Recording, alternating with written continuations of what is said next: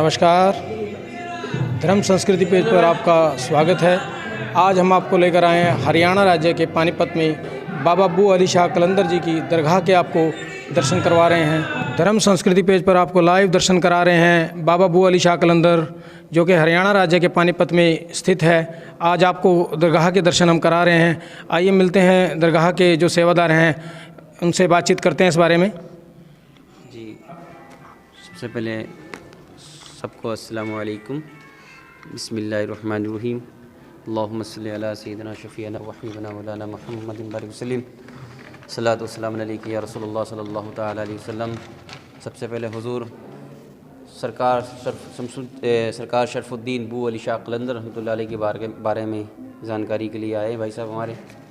और सबसे पहले जानकारी तो वह कुछ नहीं दे सकता, मैं इस काबिल तो नहीं हूँ, लेकिन जो भी है मैं सबसे पहले आपके दोस्त हज़रत मुबारक अली शाह रहमतुल्लाह अलैह के बारे में आपसे जानकारी दूंगा। फिर उसके बाद आप पहले अंदर चलिए, जो कि आपके लाडले हैं, बहुत ख़ास हैं, बहुत जिगरी दोस्त हैं आपके।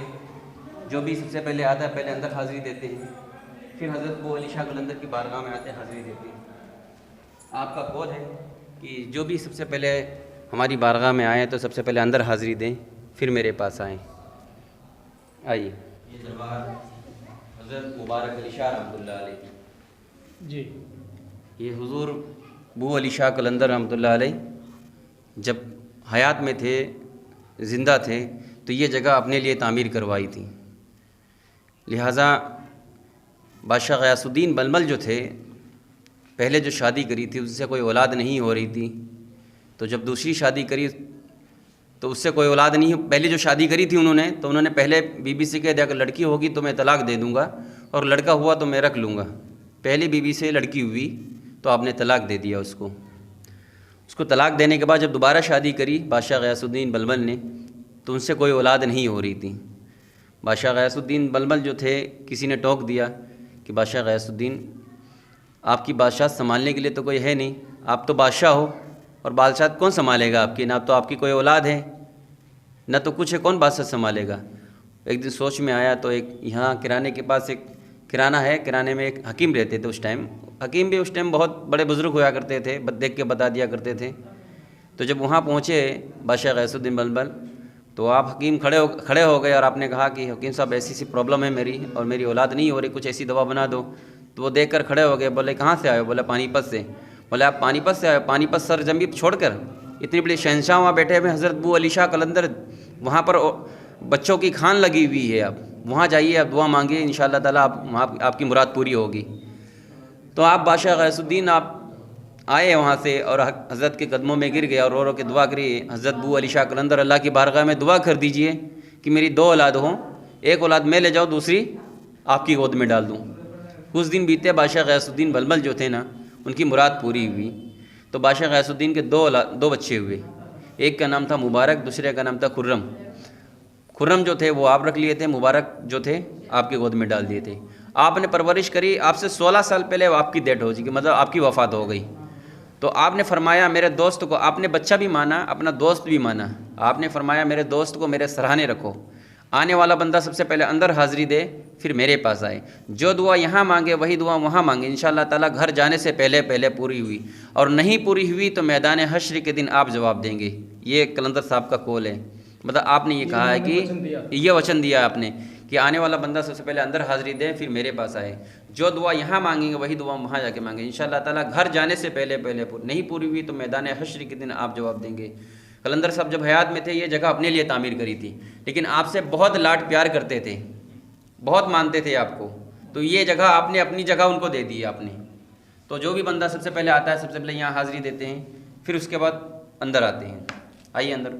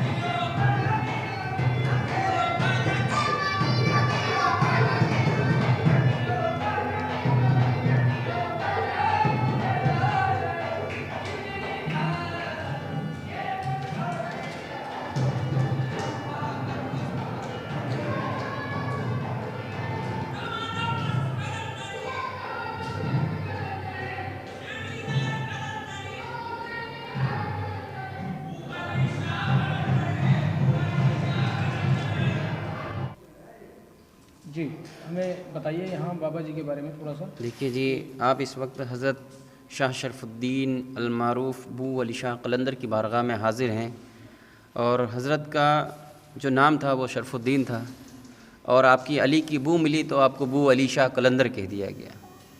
आपने जो इबादत की थी वो अली के लिए करी थी। अल्लाह रब्बुल इज़्ज़त से आपको एक तमन्ना थी, अल्लाह रब्बुल इज़्ज़त से यही फरमान था कि अल्लाह मुझे अली बना दो। अल्लाह रब्बुल इज़्ज़त ने फरमाया अली तो एक है, दूसरा तो हो ही नहीं सकता। कुछ दिन बाद बीते, आप जलाल में और जमुना में जाके खड़े हो गए और जमुना में जाके खड़े हो गए। आपने 36 साल खड़े होकर पानी के अंदर तपस्या करी। आपने 36 साल कंटिन्यू पानी के अंदर आपने इबादत करी। सिर्फ इबादत यूँ ही करते थे सब अली बनने के लिए। आपको जब 12 साल का चिल्ला पूरा हुआ तो आप गैब से आवाज़ आती ऊपर से, शरफ़ुद्दीन क्या चाहते हो? तो आपने फरमाया ये अल्लाह मुझे अली बना दो। अल्लाह रब्बुल इज़्ज़त फरमाया अली के एक है, दूसरा नहीं हो सकता।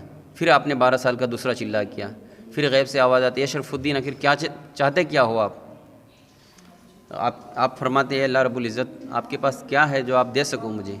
मैंने जो मांगा वो नहीं दे सके, क्या दे सकते हो मेरे को? अली मांगा अली नहीं दे सकते, आप क्या दे सकते हो मेरे को? अल्लाह रब्बुल इज़्ज़त ने कहा अली एक है, दूसरा नहीं हो सकता। फिर आपको गैब से आवाज़ आती है। जब 12 साल का तीसरा चिल्ला पूरा हुआ फिर गैब से आवाज़ आई शरफ़ुद्दीन आखिर चाहते क्या हो आपको? आपने फरमाया अल्लाह मुझे अली बना दो। अल्लाह रब्बुल इज़्ज़त ने फरमाया अली तो एक है, दूसरा तो हो ही नहीं सकता। फिर आपने फरमाया, अल्लाह रब्बुल इज़्ज़त ने फ़रिश्तों भेजा और मौला कायनात मौला अली मुश्किल कुसार रज़ियल्लाहु ताला को भेजा। आपको अली तो नहीं बना सका लेकिन अली की बू दे सकता हूँ आपको। तो अली की खुशबू, जब अली की खुशबू में यह दम है तो अली में कितना दम होगा। तो आपका नाम हज़रत शाह शरफ़ुद्दीन अलमारूफ़ बू अली शाह कलंदर के नाम से मशहूर है। फिर मौला कायनात मौला अली मुश्किल कुसार रज़ियल्लाहु ताला अन्हु आए और आपको दरिया में से बाहर निकाला और आपके जिस्म पर हाथ फेरा। आपका गोश्त मछलियों ने खा डाला था और हड्डी के सारे तपस्या इबादत करते थे आप। जब आपको जमुना में से हाथ देकर निकाला और जिस्म पर हाथ फेरा और अपने रूबरू उनको सीना ब सीना आपको अता किया और अली की खुशबू दी, फिर आप पर्दा कर गए।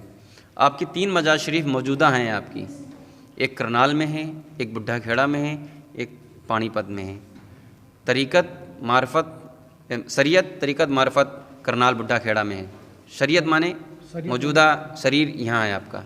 अच्छा, शरीर हमारा जो बाबा पानीपत में हैं वो पानीपत में जी यहाँ पर है। जी जी, जी जी। आपने जब आप जाहिर सी बात है जब मैयत एक है ले जाने वाले 3 हैं, तो आपके उस्ताद हज़रत सैयद सिराज मक्की रहमतुल्लाह अलैह को बसारत में हुआ कि हज़रत बू अली शाह कलंदर के इंतकाल हो गया है।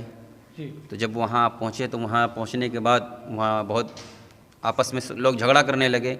भाई जाहिर सी बात है बाबा जी मेरे घर जा रहे हैं तो मैं अपने घर ले जाऊँगा बाबा जी को। अब जहाँ पर इबादत किया वहाँ वालों की तमन्ना थी बाबा जी की मज़ार शरीफ यहीं बनाया जाए। करनाल में आपकी गद्दी थी तो करनाल वाले वहाँ पहुँच गए लेने के लिए बाबा जी को कि भाई बाबा जी की मज़ार शरीफ वहीं बना जाएगी, बाबा जी की गद्दी है।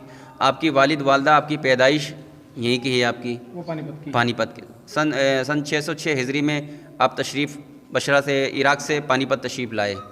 आपकी वालदा जो थी वो हाफिज़ थी, एक दिन में कई कुरान शरीफ पढ़ा कर देती थी आप। जब आप पैदा हुए तब माँ के पेट में हाफिज़ पैदा हुए थे आप। हाफिज़ माने जो हमारे में जो कुरान शरीफ जो होता है बिन देखे पढ़ना उसको बोलते हैं हाफिज़। पूरा कुरान शरीफ माँ के पेट से पैदा हुए थे, पूरा कुरान शरीफ हाफिज़ ही पैदा हुए थे आप। आपकी वालदा का नाम था हाफिज़ा जमाला बेगम रहमतुल्लाह अलैह। उनको जमाला हाफिज़ का लक़ब दिया गया, उनको हाफिज़ हैं हाफिज़ा जमाला बेगम रहमतुल्लाह अलैह। तो आपका नाम हज़रत शाह शरफ़ुद्दीन अलमारूफ़ बू अली शाह कलंदर। आपका उर्स जो होता है 721वां उर्स मनाया जाता है जी। आपका उर्स जो होता है पहला जो गुसल शरीफ होता है 11 रमज़ान का उर्स होता है, जो मेला जिसको बोलते हैं 11 रमज़ान को। और जो रस्म जो मनाई जाती है वो शव्वाल की 9, 10, 11, 12 शव्वाल ईद के बाद, मीठी ईद के बाद उर्स। आपका जो बड़ा उर्स होता है वो ईद के बाद मनाया जाता है जी। बाकी लोग यहाँ पर सब अपनी अपनी मन्नतें मुराद लेके आते हैं। सरकार सभी की हाज़िरी कबूल करते हैं, सभी की दुआएं कबूल करते हैं। यहाँ जो भी सच्चे मन से जो भी दुआएं मांगता है उसके पूरी होती हैं। आपने बताया कि बाबा जी का शरीर यहाँ पर है जी, और ये उनका जन्म भी यहाँ का था जी। और करनाल के लिए आप कुछ बताने वाले तो उसके बारे में हमें थोड़ा सा प्रकाश डालिए। देखो जी, करनाल के जब आपने शरीर जो था एक था तो जब आपके उस्ताद हज़रत सैयद सिराज मक्की रहमतुल्लाह अलैह जब वहाँ पहुँचे, वहाँ झगड़ा आपस में फैल गया कि भाई शरीर एक है, ले जाने वाले तीन हैं। जी। तो आपके उस्ताद हज़रत सैयद सिराज मक्की रहमतुल्लाह अलैह जब आपके पास पहुँचे वहाँ पर, तो आपने 2 जनाजे और तैयार किए। अच्छा। 2 जनाजे और तैयार किए। जनाजे मतलब समझते हैं? 2 जनाजे और तैयार किए। एक जनाजा पहले से था, जी। 2 कफन बोलते हैं हमारे में, जनाजा भी बोलते हैं। तो 2 जनाजे और तैयार करे, एक पहले से था, 2 और तैयार किए। और दोनों में अल्लाह से दुआ के लिए अल्लाह रब्बुल इज़्ज़त जब हज़रत बू अली शाह कलंदर रहमतुल्लाह अलैह इतनी मकाम पर पहुँचे हैं, तो ख़ुद ब खुद इस कफन मुबारक में आ जाएंगे आप। तो आपको 2 फूल 2 कफन में रख दिए गए और 4 जने को एक जगह से बुलाया गया। कहाँ से? करनाल से, बुढ़ा खेड़ा से, पानीपत से। आपने 4 बंदों को बुलाया और कहा कि आप एक एक जनाजा लेकर निकलो है। तो आप एक जने ने, किसी ने टोक दिया वहाँ पर कि आप कैसी बात कर रहे हो, बाबा तो एक हैं और ले जाने वाले 3 जने हैं। बोला आप दुआ करके ले जाइए। इत्तेफाक की बात था, वो लेके निकले तो एक बादशाह ने वहाँ रोक लिया उनको, हज़रत को, कहने इसमें क्या लेके जा रहे हो? तो किसी ने बताया कि हज़रत बू अली शाह कलंदर का जनाजा लेके जा रहा हूँ। तो बोला जनाजा तो वहाँ है, इसमें क्या लेके जा रहे हो? बोले इसमें भी है। तो बोला खोल के दिखाइए। अब जैसे खोल के दिखाया तो चेहरे मुबारक सरकार का, सुभान अल्लाह। जब चेहरे मुबारक लेकर निकले तो वो अपने जगह पर लेके निकल गए। फिर दूसरे वाले आए, दूसरे भी चेहरा खोल के देखा, सरकार चेहरे मुबारक उसमें भी नज़र आ रहे, वो भी लेके निकल गए। लेकिन असल जो शरीर जो था वो आपका यहाँ आ गया था, पानीपत आ गया बाबा जी था। के दर्शन दोनों जगह पे। जी जी, तीनों जगह पर, तीनों जगह पर, जी जी, तीनों जगह पर आपके 3 मजार शरीफ है। एक करनाल में बोलते हैं, करनाल कलंदरी गेट के नाम से मशहूर है, और करनाल में एक बुढ़ा खेड़ा गांव है। उस बुढ़ा खेड़ा में जहाँ आपने 36 साल खड़े होकर पानी के अंदर इबादत करी थी, तपस्या करी थी, वहाँ भी आपकी मजार शरीफ बनी हुई है। तो मतलब जो 36 साल तपस्या करी है वो करनाल में की है? बुढ़ा खेड़ा में करी है, वहाँ भी आपकी, जी वहाँ भी आपकी दरबार है। और ये मेन दरबार है। आपकी वालिद वालदा माता पिता यहीं की पैदाइश थी आपकी, और आपने ही जन्म लिया, आप पानीपत में ही जन्म लिया, तो आप यहीं मजार शरीफ उनकी बनाई गई। और वो जो जगह जो मैंने आपको बताई थी, हज़रत जब हयात में थे, जब जिंदा थे, वो अपने लिए वो जगह बनाई थी, लेकिन आपसे 16 साल पहले आपकी वफ़ात हो गई थी। तो आने वाला, आपने ये बताया था मेरे दोस्त को मेरे सराहने रखो, आने वाला बंदा सबसे पहले अंदर हाज़िरी दे, फिर मेरे पास आए। जो दुआ वहाँ मांगे वही दुआ यहाँ आगे मांगे। इंशाअल्लाह ताला घर जाने से पहले पूरी नहीं पूरी हुई तो मैदान हश्र के दिन आप इसका जवाब देंगे।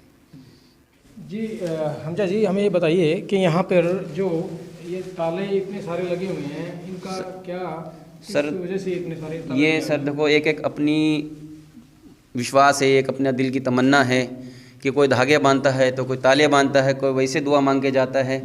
यहाँ सरकार कहते नहीं कि मेरे लिए चादर लेके आओ, मेरे लिए तारे लेके, वो अपनी श्रद्धा है, एक अपनी खुशी है कि मैं इतनी दूर से आया हूँ, सरकार की बारगाह में दुआ मांगूंगा, ये अल्लाह के करीब है, हम इनसे दुआ मांगेंगे, अल्लाह तबारक ताला इनके ज़रिए से जल्दी हमारी सुनवाई होगी। तो इसलिए यहाँ पर लोग ताले बांधते हैं। ये ताले ऐसे बांधते हैं, जो भी मन्नत मुराद मांगते हैं उसके नाम से ताला बांधते हैं। जब उसकी मन्नत मुराद पूरी हो जाती है, ताला ऑटोमेटिक खुल जाता है।